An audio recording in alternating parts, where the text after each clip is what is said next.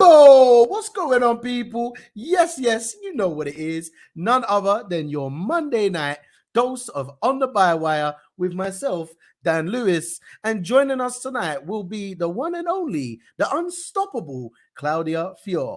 Do you know what? I'm going to change your last name, Klaudia. I'm going to change it to Fire, because I just think like it suits you so well. Like you're just going to be Fior Fire. Klaudia Fire. Do you get me? I don't know. Anyway, that's me, man. What's going on, people? There's my thought for the Monday. I hope you guys have had a fantastic weekend. I hope you're feeling good and ready for the week. I am fully dosed up on my first jab of the Pfizer vaccine. I've started to receive certain communications from telecommunications across the world. And also, I have found that I've got way better signal on my phone now. 5G is amazing, guys. Oh, the phone signal has nothing to do with the vaccine. I just upgraded my phone, that's all. Anyway, let's get into the thing. Oh, before we do, have you hit the like button? If you haven't, come on now, hit that like button, show me some love. Make sure you're following us on all the social platforms. You know what it is: Twitter, Facebook. Have you checked out the Bywire Instagram? It is fire. It is absolute fire. The person who runs the Insta is just so lit, man, honestly. Anyway, make sure you also check out our YouTube channel. Hit that subscribe button. Every time you hit subscribe, I get paid. So, you know, I'm playing, but if you hit subscribe, it helps us making sure we can reach more people with the best of independent media and the news that you know you can trust. Come on, it's real. Now, last week, Nigel Farage helped the RNLI raise nearly £250,000. This led to people wanting him to be remembered for his work to help save people on the British channel from danger when seeking refuge and new life in the UK. What a guy. Do you know what? Like, honestly, I never thought I'd say this about my man, but come on, Nigel Farage. Don't know that after all that time with your racism and your bull, you came out there and you helped raise £250,000 so the RNLI can keep saving people. Oh, people who want to come here and take our jobs. I mean, people who want to come here and work hard. That's what I'm saying. Nigel must be hating it right now. Now, to be able to remember him, a fundraiser has been launched for a new RNLI hovercraft, and for it to be named, this is the best part, after the racist turd. How fantastic is that? At first, I wasn't sure how I felt about it, but I'm sure it will annoy him. So that makes me like it. You know what I mean? Now, our friends over at Real Media have been very busy documenting the Palestine Action team. If you don't know who Palestine Action are, head on over to our YouTube channel, flick through the On the Bywire playlist, and check out the sick interview we had with the Palestine Action team. I was so gassed, man. Them guys they're so real, man. They're just out there. Anyway, Real Media have been documenting what they've been up to, and they will be premiering their documentary this Thursday on Zoom, followed by a Q&A. I am very excited for this one. I'm hoping that I can fit it in just before the show. It's going to be lit. So definitely hit up my Twitter or the Bywire News Twitter where the link is there. Just scroll through, bang a few likes while you're there, innit? Don't know. Now, moving on, the Bank of England could this week shed light on how and when it might throw its decade-long stimulus program into reverse, even as it continues for now to buy bonds as part of its £895 billion quantitative easing program. Bruv, it's hard to say these numbers because they are just so unattainable for the majority of us. Like, these banks, they talk about these mad money things, yeah? But on the other hand, we need to take away the £20 that we're giving to people on universal credit.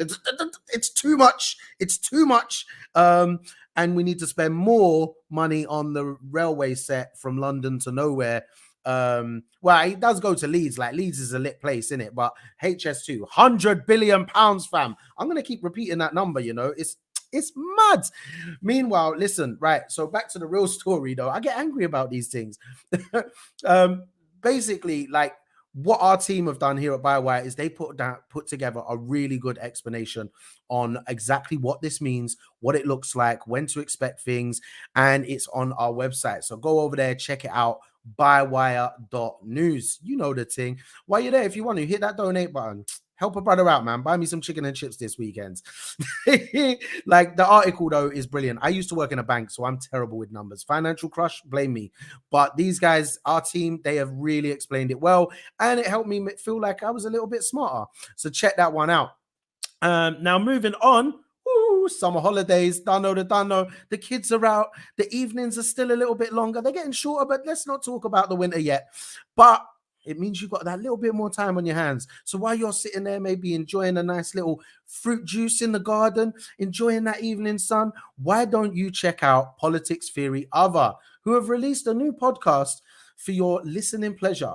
And in this, their latest piece, they have James Meadway as their guest, talking about his upcoming article with Open Democracy on the end of neoliberalism. We love to see it. We love to see it. Have you guys checked out our YouTube channel? Yeah? Make sure you hit subscribe, yeah? Download. Little reminder. Anyway, let me get on with the thing. I'm going to stop with the little drops now. Over at Dorset Eye, they've been looking into the first person to be jailed in Britain for contempt of courts. It is Craig Murray, a former ambassador to Uzbekistan. The father of a newborn child, a man in very poor health, and one who has no prior convictions. He will have to hand himself over to the Scottish police on Sunday morning, and he will be becoming, as I said, the first person ever to be imprisoned on the obscure and vaguely defined charge of jigsaw identification. Now, Murray is also he's jailing, basically. It's like a con, really. What they're doing, they're saying it's got nothing to do with the fact that the contempt proceedings against him were allowing the Scottish court to prevent him from having his passport so that he could not travel to Spain and testify in a related Assange case that is severely embarrassing Britain and the USA right now. If you want to get really into the depths of this and understand more about the case with Assange and exactly what the government are doing over here, definitely check it out. Dorset Eye website. It's a brilliant piece, and it explains exactly what is going on. Now over to Manny on the map. Don't know, it's the Meteor independent media for Manchester's people. And they've had a guest writer on named Ho-Jong Jong, who's published a piece on the widening of the justice gap due to legal aid cuts and COVID-induced deprivation. Now, Jong is a volunteer from the Greater Manchester Law Centre, where they focus on the key areas of law, housing, employment, and welfare. Now, to try and tackle legal barriers for those facing destitution, homelessness, or redundancy. Now, they campaign and fight for access to justice changes and to policy while trying to assist all Greater Manchester residents who approach them for help or directing them to someone who can. These are good people. These are the kind of people that we need to be giving money to and making sure that they can keep doing what they're doing, yeah? Now, the justice gap, you might be saying, like, what's the justice gap, man? Well, as far as I'm concerned, there ain't no justice in this world, but it is increasing. The gap is increasing. And that means the divide between people who can and cannot afford to pay for legal representation. Now, this is due to legal aid cuts. You may remember a while ago that basically legal aid from the government, so people getting money to access legal advice, had been removed or reduced in many cases. Now, with deprivation increasing due to COVID and more people facing losing their jobs and homes, and there's a lack of legal counsel available to people. All these different issues that are coming about, you hear about people being sent and getting evictions. They're not able to go and get legal advice on these matters. Now, between March and July of 2020, there was a 70% increase in universal credit claimants just in Manchester. Now, as the pandemic and the lockdown took hold, the £20 uplift payment that's now being removed by the government in October, a lot of people are looking to see where they can get help, where they can get access to information, just to be able to provide for their families. But they can't get access to it. Now, Jong explains why this is creating a barrier for so many people in regards to like getting access to the legal advice, but also why it's so important. And it's more important than ever right now for people to have access to it. Like, you know, it just shows where this government's priorities are. You look at these dystopian visions of the future where they try and dumb down the people, and the people don't have access to things that the rich and the elite would. And this is exactly it. Justice, the legal system, everyone should have access to it. That's a part of democracy. Now, the Conservatives, our government, our prime minister, they say they are democratic. They say they believe in democracy. They believe in patriotism. Like, I think it's not patriotic. It's anti-patriotic to remove access to legal advice to working people. The people who keep this economy going, who keep this country going, the people who make this country great, they have not got access to basic legal advice. That is unfair. It is terrible. And it shows exactly, like I said before, what this government wants to do. So when you get challenged, you have nowhere to turn. You just have to keep working. And if you keep working, you're grinding down. If you're not winning against the system's winning against you. Capitalism reigns, capitalism wins. And that is the way of the Conservative Party in this country right now. Say something. Say something. Now, over to our friends at Byline Times. Boom, the big question. Why is the UK's world-beaten COVID-19 vaccine program starting to face a stall? Colin Talbot has been trying to find out in this article.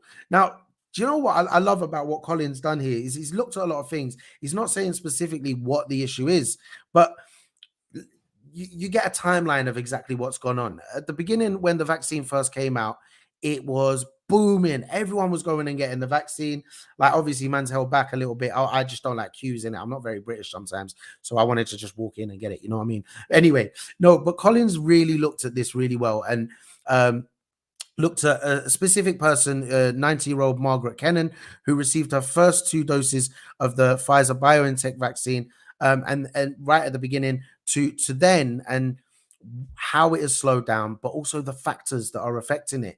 Now, the media, when looking at this specific story, they've spent a fair bit of time kind of blaming ethnic people or blaming young people or blaming unemployed people and kind of just having a go at people who aren't getting the vaccine. They're just blaming people rather than actually looking at reasons and why people are not actually accessing the vaccine or wanting to have the vaccine.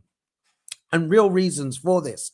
Now, the government also in this time have claimed that it's about the way that they've done it. Now, the way that they've rolled out the vaccine is they've made it inaccessible to other places. They've tried to patent it so that no one else can use the vaccine unless they're basically paying the creators of the vaccine loads and loads of money.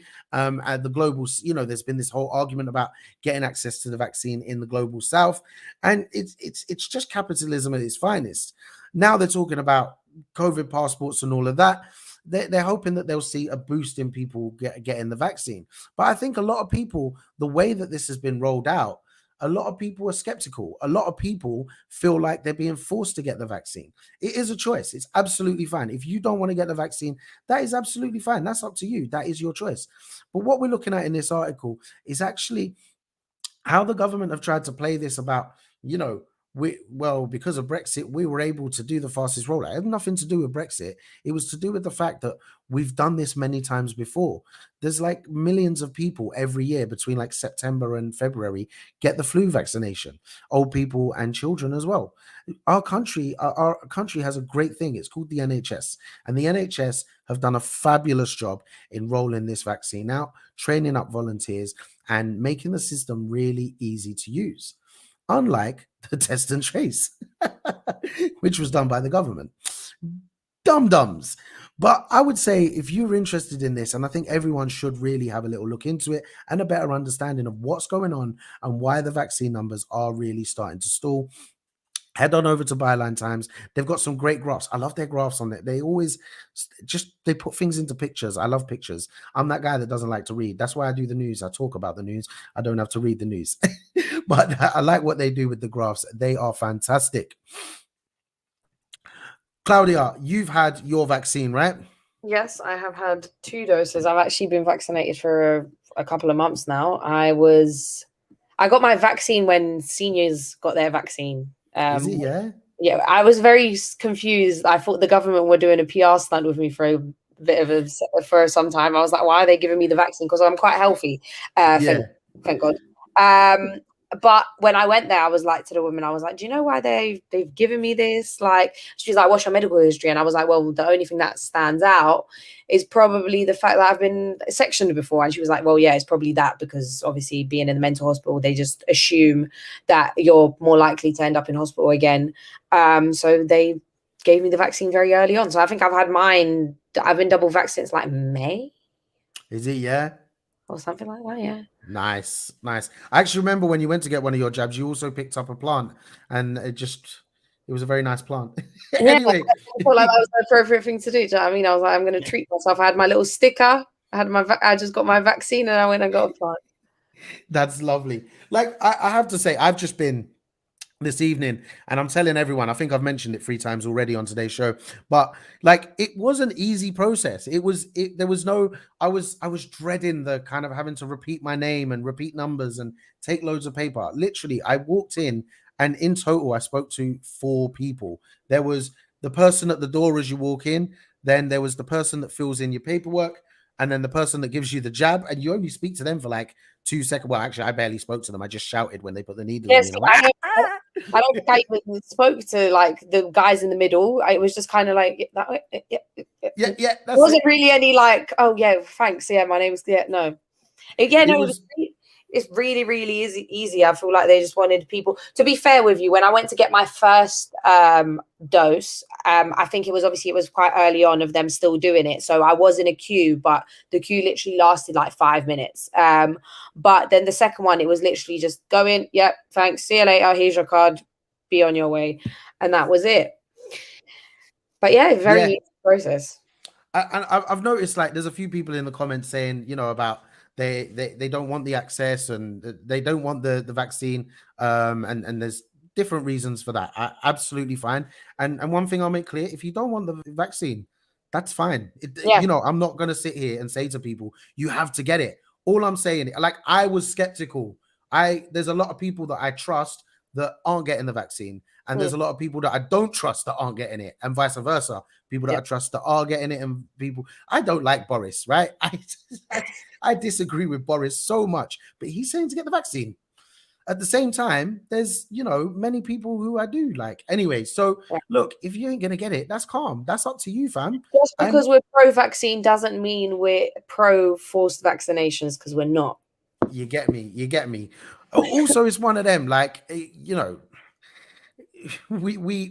there's a lot worse stuff than a vaccine, than what you think might be in the vaccine in a lot of the food we eat. You know what I mean? If you ever been to McDonald's, like, I've worked in McDonald's, Listen, America has nothing to worry about. I don't know why American people are stressed about getting the vaccine, because they consume just like, there's no other word to describe America. Like, what actually man, like, the amount of sugar that's in food in America is crazy. So, like, I definitely think if you want to get it, all I'm trying to say is if you're up for getting it, it's not a hard process. They don't make it hard for you.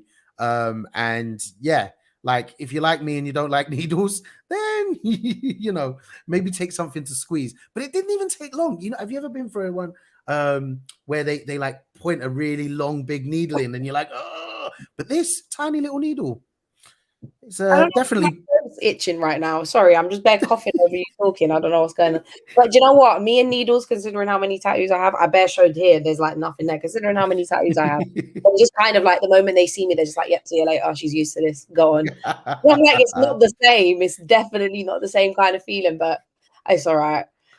Anyway, this is not the vaccine show. This is the Klaudia show tonight. It's the Monday night Klaudia special. Dano. We get you some theme music soon. Trust me. What is in the news today, Klaudia? Give us the news that we know we can trust. The first story we have is from our good partners at New Internationalist. Will my activism jeopardize my future?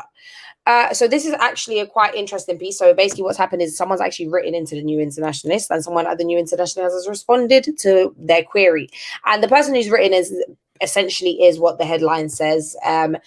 They're concerned that how active they are in regards to protests and stuff like that is going to affect them in the future. As I think it was earlier this year or last year, they got involved in a climate change protest, and now they've ended up in court, have to pay a fine, and could potentially end up with a criminal record.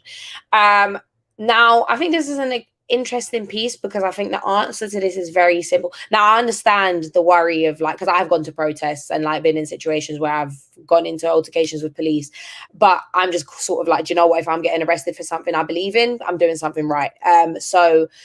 But I just wanted to point out the importance of understanding that, like, just because something is illegal doesn't mean it's wrong. Slavery was legal once. Do you know what I mean? So if we're really comparing legality to morality, it doesn't really, they don't link. So my point is essentially, if you really strongly believe in something and your way of bringing about change is through protest and direct action, then go right ahead. And what you should ask yourself in that situation is, do you really want to work for an organization that might look down on you for protesting for climate change? Do you know what I mean? Or for protesting in support of Black Lives Matter? Because I would ask myself that and be like, no, I don't want to work for someone who thinks that that is a crime. But yeah, so that's that story. I think it's quite interesting what they've done there. I like that. I like that. I like, what was it? Agony Uncle, was it? Yeah. Agony Uncle. I like that. Now, there's a bit of a theme in the stories that you've chosen tonight. I like it. I like where you're going. I didn't realize until I started going through them. I was like, oh, I've clearly got protest on my mind tonight. Like, come on, ACAB all day. Listen. Come on. Say that again. I said I want to get ACAB tattooed, but my mum. Oh, come on. Yeah, man. Just across here, innit? Yeah. Yeah, literally. My uncle's a Fed. He won't be impressed. What's the next story tonight? Go and tell us. So the next story we've got going on to protests again is by Open Democracy. We've got Sarah Everard's vigil. Police under fire over failure to keep meeting records. So basically, to summarize the story, what has happened is the Met Police failed to keep record or take notes of 2 meetings leading up to the vigil, one a couple of days before and one on the day of the vigil. And obviously, following what happened at the vigil, how the police were quite violent towards the protesters and just handled them terribly. Obviously, there was a lot of backlash on social media and just from the general public. So the chairman of the National Police Chiefs Council went onto Twitter and basically said, right, we've taken all of this into consideration. I'm going to gather all of the police officers and we're going to have a meeting about this. Following the meeting, when questioned about what happened in the meeting and about the meeting notes, he simply responded and said that they didn't record the meeting because it was just the general conversation. Now, the question here is, though, like, if it's a general conversation, why make it public? Why go on social media and let people know, like, right, we are going to hold a meeting about this, and then be like, oh, yeah, no, sorry, it was just a general conversation. Nothing you guys need to be worried about. Especially when the reason there's obviously there is a clear need for transparency within the police, especially considering that the reason there was even a vigil in the first place is because there was issues within the police. So yeah, it's just, the story is it's a very long piece. It goes into a lot of detail about, like, it spirals onto another story where the police basically tried to say that the vigil got hijacked. And was no longer like a peaceful thing. It became like just more of a active protest. And I just think it's obviously the protest happened in lockdown, which understandable. Yeah, lockdown, whatever, all of this stuff. And they're introducing new crime and policing bill and all of that stuff. But quite frankly, I saw anti-lockdown protests on social media that were getting handled with less violence and less bullshit, pardon my language, than the Sarah vigil. Like, the Sarah vigil, people were getting slammed to the floor, and the anti-lockdown protests, all I was seeing was people, if anything, getting chased or like just getting slaps on the wrist. And it's obviously just the clear difference of why, because Sarah vigil was because there was something wrong with the police, and anti-lockdown was just, yeah. And there was also, like, the police, there was many comments from the police similar to the Bristol Kill the Bill protests, where the police were saying things were happening, but there was no evidence that these things happened. Like, there was talk about police vehicles being damaged. Now, as far as I'm aware, they were in the middle of a park. So the police vehicles were not likely to have been in. My mum went to this protest and she said, my mum is usually the type of, she's not like me. She's not as active as I am. My mum is the type of person that would turn around and been like, right, no, the people were out of order. The police had every right to do what they did. And she turned around and was like, no, they would like, what? WTF basically. And she had taken my little brother there and he said the same thing. He came back and was like, no, like what was going on? So but we know why they did it. Do you know what I mean? Like it was a protest against police brutality, and police are going to do everything to make it seem like they're not brutal, except for actually stop being brutal and violent. Right. Exactly. I hear you. And I think the thing is, another thing to take into account on this is that this isn't the first time that the police haven't got documents from a meeting, or that, you know, documents have been maybe slightly rearranged. The words on there have been rearranged or deleted. And this is, you know, I would say now, over the years since the police has existed in the UK, it's a regular occurrence, because who are they accountable to other than ex-feds who work in the complaints commission and all that kind of stuff? It's, you know, their friends look after them even when they're in trouble. The ones who are meant to punish them is basically, you know, the guy who taught them how to do what they do. So it's just a never-ending cycle of a bunch of bastards beating up the poor people on behalf of capitalism. That's the way I see it anyway. Other people might have their own opinion. What is next, Klaudia? Are we talking protests? Yeah, we are talking protests again. Go on, do the damn thing. Rounding it up, though. We're rounding it up. So we have got Canary. 5 Kill the Bill protesters were sentenced to over 14 years in jail. They need our support. Now, just to clear it up, it is 14 years collectively. They did not get 14 years individually. But regardless, it is absolutely ridiculous. Now, obviously, this story brings us onto the whole discussion about the police crime and sentencing bill, which just gives police extreme power to arrest protesters, basically. And it also criminalizes trespass, which basically completely eradicates free movement for the traveler community. And in general, it's just a very, very, very, very problematic bill, and it's going to down if it passes through Parliament successfully all the way through and is implemented into law. We're going to experience years and years of draconian powers, basically, and it's like we're going backwards on ourselves. It doesn't make any sense. For example, what the bill implies is that for damaging monumental statues or whatever, so slave owner statues, for example, you could now face up to 10 years in jail. That's the maximum sentence you can get for damaging a slave owner statue and knocking it down. That's basically the same sentence that the same max sentence as you would get for sexual assault, and that's if you actually get to court with sexual assault, because the majority of the time you don't. So it's just, I just think it's ridiculous as a whole. And obviously, these protests that have been arrested in Bristol, it was the massive protest that happened in Bristol, the Kill the Bill, and one of them, I believe, pleaded guilty and for indecent exposure and got like 6 months. 2 others pleaded guilty for whatever they were charged with and got like 3 years and 6 months, or like between 3 years and 3 years and 6 months. And the judge that actually trialed the court case said that they dehumanized the police. See, they did it again there, didn't they? They said that there was police with cracked ribs and stuff, innit? And then the next day, when some journalists called up the local hospitals, there was no police in the hospitals. It's just, I just think it's such a backhanded thing to say that the protesters dehumanized the police, when in general the bill in itself basically kind of takes away our human rights and dehumanizes us. Do you know what I mean? It doesn't make sense. It's bullshit. That's what it is. And it's the bill, if it obviously goes in and it carries on, the bill's aim, the way I see it, is that the bill's aim is to get more people into prison and keep more people in prison for longer. And that goes hand in hand, just as the Canary story points out. It goes hand in hand with the fact that there's 6 mega prisons being built around the UK. They're hiring loads of other police officers, in addition to the other regular prisons that they're also building around the UK. So I just don't really where are we going with this bill? Like, it is clearly just to keep people in prison, keep them locked up. And the sad truth is, we know what kind of people they want to lock up. It's people of color and poor people. So, yep.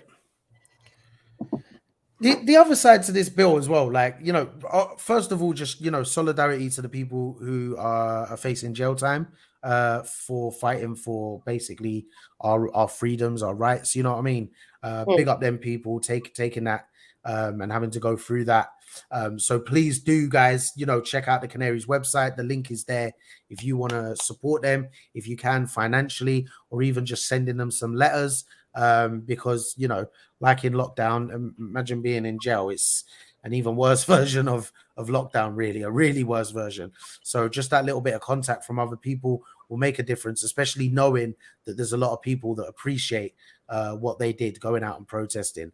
But just think about it going forward, to if this bill goes through Parliament and it becomes law. Think about how many more people are going to be arrested. Like you said, the type of people as well that are going to be arrested. But think about how many more people are going to be arrested every time someone wants to speak up. One of the things I think in there is about making unacceptable noise, or they use a word like unacceptable or unreasonable noise. And it's like, who's the judge of that? Because at the end of the day, if there's a police officer that's maybe got a headache and a bit annoyed, and someone walks past and they're talking a bit loudly, who's to say the police officer can't say that they were being too loud and they were protesting and try and arrest them that way? You know what I mean? Obviously, that's a very vague example, but it's exactly what's going on. And this is the thing with Priti Patel at the moment, is that she's just constantly trying to push these laws that are criminalizing some of the best people in the world. Just look at the other day with the RNLI stuff. Those guys are amazing, and they're going to be criminals under the other bill that she's putting through in regards to migration to the UK. I can't believe it. Should we all just do, when it happens, should we all just do a mass? Though, isn't it? It's just an attack on the poor. It's nothing else. It's just, if all the poor people are locked up, yeah, great, more stuff for us. Do you know what I mean? And that's realistically what is happening, because it's almost like in America when you had the war on drugs. They created something just to make everyone seem like a criminal, and that is what the UK is in the midst of loads of protests. There's protests going on, anti-lockdown protests, Black Lives Matter protests, Palestine protests. There's loads of different protests. So now for them is the perfect time to implement this, because there's so many things people are pissed off about and want to stand up and stand up for, that everyone's going to end up in prison. We should do it. You know, if this bill goes through, we should all just go to Parliament and make loads of noise and tell them to arrest us all. What will happen? Do you know what I mean? What will happen? You know, the bill doubles the sentence that you get for assaulting a police officer. Like, if the bill goes through, you like if I could slap a police officer, my sentence is automatically doubled, even though a police officer can still kill me with impunity. Exactly. This is it, man. And I think we're in a sad state in regards to relations with the police. Serve and protect where? Yeah. Ooh. Like, you know, look back to 2011 when we had the London riots. The police have done nothing since then to try and improve relations in communities up and down the country, but specifically poor communities and Black and minority ethnic communities. The police have done nothing to improve their relations. I'm not saying that every police officer out there is not trying to do a good job. I don't know how you can do good by being a Fed, but that said, you know, if you're in a system where there's actually been no positive impact on your community, how do you expect people to feel towards you? The way that they treat people, especially, like you said, poor people, is just unbelievable. We see the videos online of how police deal with people, especially like in places like London, where they stop so many cars. If a Black man's in a nice car, they'll stop him and they'll make up a reason why they stopped him. When they see young ethnic people, you know, they're straight away criminalized and called yobs or gangs. And this is what the police will continue to do, but they will use these powers to enforce a stricter world on the communities that you're talking about. So it is very scary. And I just think we got to make sure that we show support to the people, like it says in the article, but also we encourage more people to stand up against this, because if I'm not fighting for your freedom, then whose freedom am I fighting for? Because if it's my freedom, then it's all of our freedom. That's my opinion. Yeah. Definitely. So listen, Klaudia, it's been fantastic to have you on the show. As always, I've very much enjoyed it. And you bring a special buzz to the thing. Trust me. So as it is the Klaudia show on a Monday, do you want to see us out? Right, everybody, thank you very much for joining myself and Dan tonight, and we hope that you enjoyed. Now, don't forget to like, comment, and subscribe to our YouTube channel. You can follow us on Twitter at Bywire News. You can follow us on Instagram at Bywire_news. Facebook is also Bywire News. Now, I will see you next Monday at 9 p.m., and Dan will see you tomorrow at 9 p.m., bringing you more of the best of independent media. Peace.